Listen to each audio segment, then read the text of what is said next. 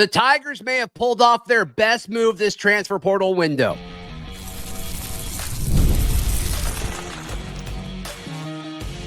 You are Locked On Auburn, your daily podcast on the Auburn Tigers. Part of the Locked On Podcast Network, your team every day. Yes, welcome on into Locked On Auburn, your daily Auburn Tigers podcast. I'm your host, Zac Blackerby, and thank you so much for making Locked On Auburn your first listen every single day. It's a Charlie Wednesday. Auburn Met Sport legend Charlie 5, Kyle Rush, the man over at thebarnauburn.com. Subscribe today. What else does Auburn need in the portal?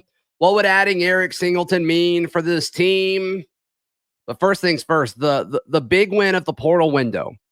Amaris Williams, he enters the portal, Kyle, but he's coming back. He's withdrawing his name, and he's saying, you know what? No, I am an Auburn Tiger. And we all say, yes, you are. This is huge. It's not going to show up as an addition when everybody's doing their portal rankings, but it should. This is a huge win for this staff. Oh, totally. I mean, I was this close to starting to call him Amaris again.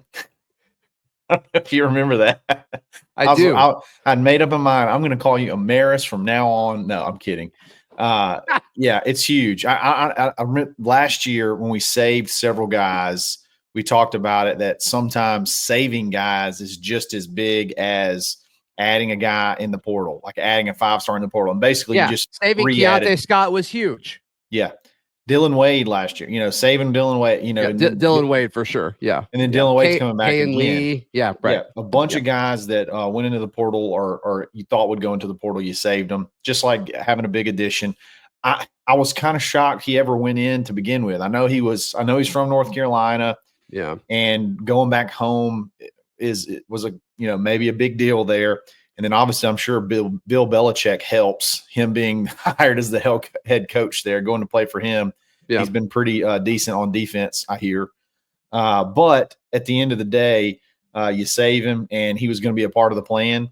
Next year, going to be heavy in the rotation, and that one would have hurt to lose him. And it did hurt while he was in there, but you saved him, and just you got to keep kids from that class, man. That class is deep. You got to keep as many kids from that class. If you lose him and TJ Lindsey, I mean, you're basically left with Malik Blockton and then, some guys that just haven't been able to play yet. So really, really good to keep him. Just great. I don't even know what else to say. It's huge. Yeah, I mean, because of the versatility of it. Like, he's listed as an edge, but could also play strong side defensive end, and that's probably where you'll see more of him this upcoming season. It also, having a guy like him on the roster allows you to kind of have some positional flexibility with Keldrick Falk, who is your best, maybe your best player on the team. Yeah, I'm comfortable saying that. The best player on the team. And so it allows you to scoot him inside if you want to in pass rushing situations, which creates a bunch of different matchups, especially if Kieran Crawford takes that next step. And then all of a sudden it's like, how do you handle all of this that we're throwing at you with Kieran and Amaris and Keldrick? And, we'll see who else steps up. But I think you nailed it. When you talk about that class, they have a lot of pride as a class of saying, like, we're going to turn this around. We want to win more than the guys who have been here, and we want to do it at Auburn. We want to win. We want to do it at Auburn. We feel like we can. And we talked about this before. When it comes to recruiting, whether it's portal or out of high school, perception is reality. And that would have been used to negatively recruit Auburn at both levels for the foreseeable future.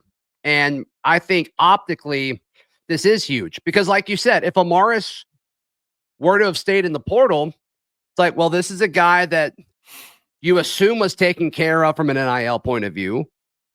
You also have to assume that he's going to be a key contributor this upcoming season. And it's like, if Auburn can't offer a guy that and you're not going to stay here, like, boy, does that look terrible. It also is terrible, but it looks bad too. And I think that would become, all you need is a little bit of a spark, and people are ready to just point at Hugh Freeze and point at Auburn and laugh at them and hope everything fails.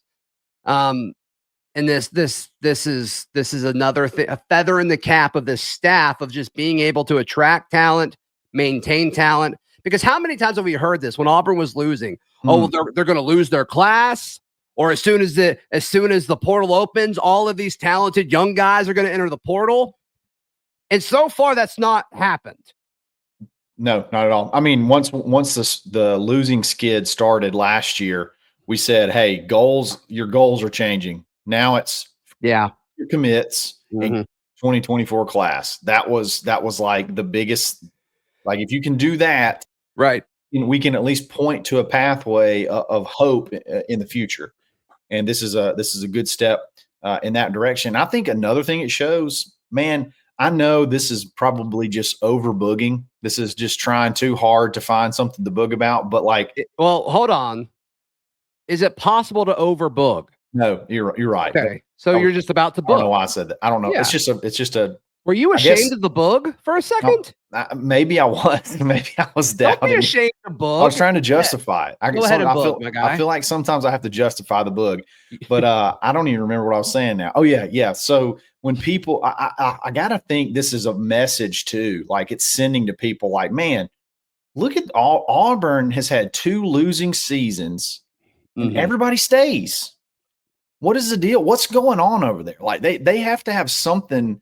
Kyle, that was a discussion point among the transfers, the first wave of visits amongst the transfers. Where it's is it not? Because obviously they're selling vision over and over and over again. Like, you can help us. You can help us. We're so close. And clearly folks buy it. I mean, you've got one of the top quarterbacks in the portal that clearly is bought in. You have the 2 offensive tackles that have clearly bought in. You're in a great spot to get the number 1 receiver / player in the portal. We'll talk more about him in a second. Clearly, these folks are buying it.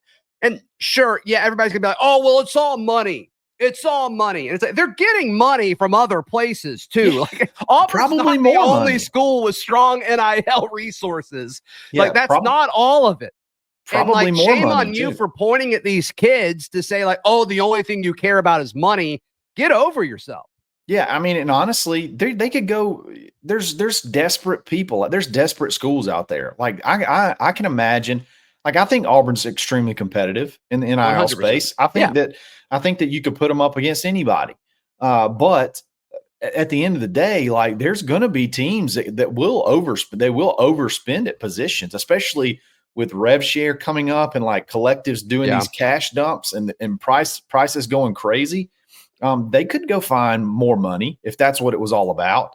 They're not, I guarantee you that they're competitive, but they're not making probably the most money that they could probably go find. I think there's just something about this, like you said, the vision and the culture that's being built that's attractive, and it feels like home, and it makes people that want to go home, maybe are homesick and want to go home, be closer to home, be okay, and have that feeling at Auburn. And I think it's hopefully it's something special that's being put together. Auburn is in a prime position to land the number 1 receiver in this portal class, much like they did a year ago. What would that mean if Auburn landed Eric Singleton? That's next, right here on Locked On Auburn. Kyle, today's show is brought to you by our friends at FanDuel. FanDuel, as we all know, is America's number 1 sports book. Do you know right now, new customers at FanDuel, you can bet $5 and get $150 in bonus bets if that $5 bet hits. That's insane. Free money, baby. Do that and then just give it all to Auburn's NIL. If you're like, I don't need the bonus money, like, that's fine. That's fine. But just, hit up on the victory. No, FanDuel's the best. Baby. FanDuel's the best. Right now, new customers bet $5, get $150 in bonus bets. Also, the FanDuel Sportsbook app, it gives you everything you need to place live bets on NFL, college football, college basketball, the NBA, MLB when it rolls back around. I feel like it'll be here before you know it. Just visit FanDuel.com to join today. Today's show is also brought to you by our friends at Prize Picks. You've played Prize Picks. I've played Prize Picks. We've all had a great time playing Prize Picks. And it's so easy to make money on Prize Picks. All you have to do is just pick more or less on at least 2 players for a shot to win up to 1,000 times your cash. You can run your game all season long with Prize Picks, America's number 1 daily fantasy sports app. Give me one adjective that, for how Prize Picks makes you feel. Just one. Just real quick. Exhilarated. Exhilarating. Okay. That's not really an adjective to make me feel. That makes me feel away, but it is exhilarating. I think it's great. You can download the app today. Use code LOCKEDONCollege. You get $50 instantly after you play your first $5 lineup. You don't even have to win. Download the app today. Use code LOCKEDONCollege for $50 instantly after you play your first $5 lineup. Prize Picks. Run your game. Thank you so much for making Locked On Auburn your first listen every single day. You're hearing it. I'm hearing it. You're watching the show. I'm sure you're paying attention and you're hearing it. The buzz around Eric Singleton, the former Georgia Tech wide receiver. He visited Auburn and we said, oh my goodness, you can't let him get to Oxford. You can't let him do it. Well, he leaves Auburn. He has to take a final at Georgia Tech. Good for him. Very studious. Love that for Eric Singleton. Goes to Oxford. Ole Miss feels great. Ole Miss feels great about it. You've got Ole Miss people putting in crystal ball picks with 100% confidence, Kyle. 100% confidence. He locks it in. Do you know, real quick, David Johnson, do you know that Ole Miss fans are trying to sign a petition to get him to lose his crystal ball ability to put in a crystal ball pick? He's the one who did Deuce, right? He put one in for Deuce. And Jared Smith and Mbakwe from Alabama, he's done it. And every time he does one, they don't get him. And they're like, please take away his crystal ball. He can't have it anymore. Please stop. No, I hope he keeps doing it. But just to say all that to say, like, when somebody does that from another beat, like, hold on. Like, they don't know everything. Hold on. Yeah. And also check the track record because it does matter. That does matter. Oh, yeah. But anyway, so Ole Miss feels great about him, or at least that one guy thinks that Ole Miss went great. But you're starting to hear more and more buzz. And then what does Auburn do? What does Auburn do? They signed Tay Seymour, his buddy from Georgia Tech, the safety. Roommates. Well, if they're going to be roommates at Auburn, what would that mean? That would mean Eric Singleton's got to come here too. Got to come to Auburn. Hey, why not? If you're going to be roommates at Georgia Tech, you might as well be roommates at Auburn too. Everybody I've talked to at Auburn feels really good about Eric Singleton. They feel really, really good about it. I think they're ready to be super competitive when it comes to what it's going to take to get him here. I think the tape of Keandre Lambert-Smith last year was certainly said, hey, he didn't even go through spring. He's ready to go. Everything I hear about this, I love it. And I thought we lost him when he left. And I'm like, oh no. But I've come around. Reckless boog happening right here. Irresponsible. Booging irresponsibly. But seriously, Auburn feels great about it. So why shouldn't we? Yeah, exactly. Auburn feels great about it. I think he's probably going to announce either, I guess today's Wednesday or Thursday. And I think Auburn's in prime position. Think about this. Every player that Auburn's landed so far has either committed or signed on their visit or like the day after their visit. So naturally, when Eric Singleton left and it didn't happen, you're a little bit concerned. But let's say Auburn lands him, which we think they will. They would have beaten Ole Miss, Miami, and Texas. Wow. That's pretty impressive. That's very, very impressive. That is a show of force. You got Ole Miss, the explosive offense they have, Miami, who showed they had an explosive offense last year, and they're really battling for John Mateer. And then you have also Texas, who, they're in the playoff right now. They're played the SEC championship. They're a front runner for it. Sure. Yeah. Right. I think it shows Auburn can go head to head against the big guys. And I think it also shows some confidence in Jackson Arnold. If you go up against all those guys have good quarterbacks. I think it shows some confidence in Jackson Arnold as well. I've been thinking about it from a program standpoint. I didn't even think about it from a quarterback standpoint. That's a great point. Yeah. That's a great point. Yeah, he's picking Jackson Arnold because you got to assume the role that they're pitching is similar, and you've got to assume the financial compensation is similar. You got to assume that when you're talking about Texas. Like, come on. Yep. But he's picking Jackson Arnold over Arch Manning / Quinn Ewers. Yes. Over any Lane Kiffin quarterback and over whoever Miami brings in from the portal, which, like I said, they're trying to make a run at John Mateer, which that would be crazy if they ended up getting him. But this is the number one player in the portal. Yeah. This is not number one wide receiver. We're talking about the top player in the portal. Yeah. That Auburn is put themselves in position to land. I think it would send a huge message. I think it'd be big. And really, really complements that wide receiver room so incredibly well. So incredible. I don't feel like you needed much. Mm-hmm. You didn't need much, but you just needed something to add to it. And I think you're going to get the best player in the portal. I watched this film and I was like, pay him whatever he asks. His hands are incredible. He's always open. He moves so well, just the body control and the route running. Like we've talked about this before, like with just Auburn receivers in the past, like they just have a hard time getting open. Not this dude. This dude can run a route. Like if you don't think route running matters, like watch this guy. Like goodness gracious. And there's a sixth sense that really good wide receivers just have. Like as far as like knowing where they are on the field, sure, especially on like sideline plays or end zone plays, like body control. His freshman highlight film, he had some of the most incredible catches.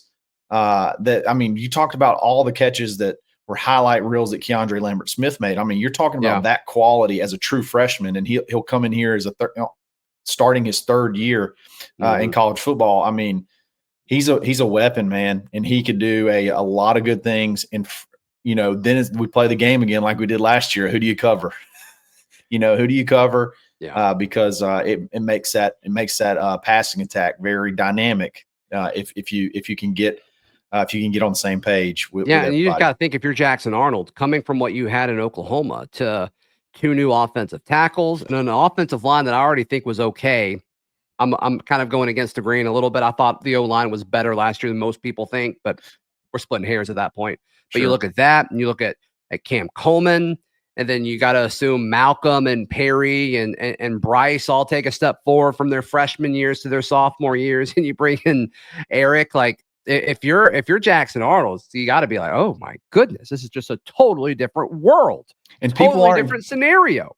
Yeah. And people don't want me to, go die in a ditch or something like that. Like the Oklahoma fans were kind of giving him some grief.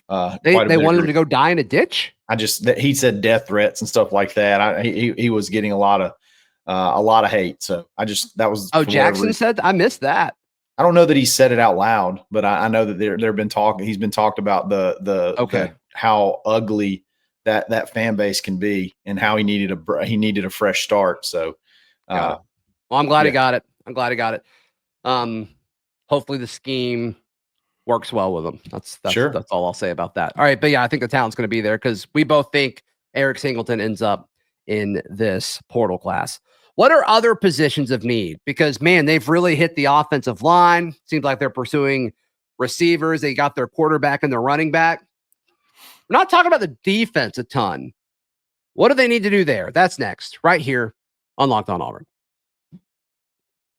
Today's show is brought to you by the College Football Playoff. It's that time of year. The College Football Playoff is back, and with the newly expanded 12-team format, it's guaranteed to be bigger and better than ever, bringing you all the hard-hitting and high-flying excitement that you love. TNT Sports coverage of the College Football Playoff begins December 21st, starting with the College Football Playoff kickoff show presented by AT&T at 11 a.m. Eastern.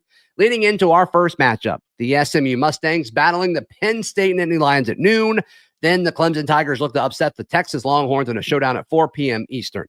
Don't miss a moment of the action. Watch the College Football Playoff presented by Allstate live on TNT, True TV, TBS, and Max. Final few minutes here as we are joined by Auburn message board legend Kyle Rush, Charlie 5. You can find him over at thebarnauburn.com. It's where you can find my stuff too, thebarnauburn.com. Go subscribe there today. I'm a little surprised at the lack of action we've seen on defensive tackle and defensive line. And that was there were several aspects of the Amaris Williams, I don't want to say panic, but concern when he left is like, man, we already need more defensive linemen. We haven't really gotten any guys officially in the boat yet. So I think that would add even more stress to that situation. Fortunately, he comes back, but interior guys, like you need bodies in that room. And they haven't gotten any guys officially in the boat yet, which I think is a little interesting. Yeah.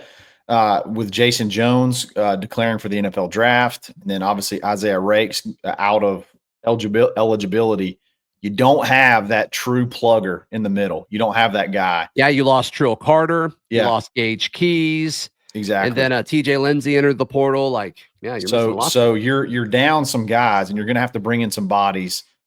And I think you might get that guy here pretty soon. I'm watching Dallas Walker from Western Kentucky. They play in their bowl game. So today's Wednesday. I believe their bowl game's today.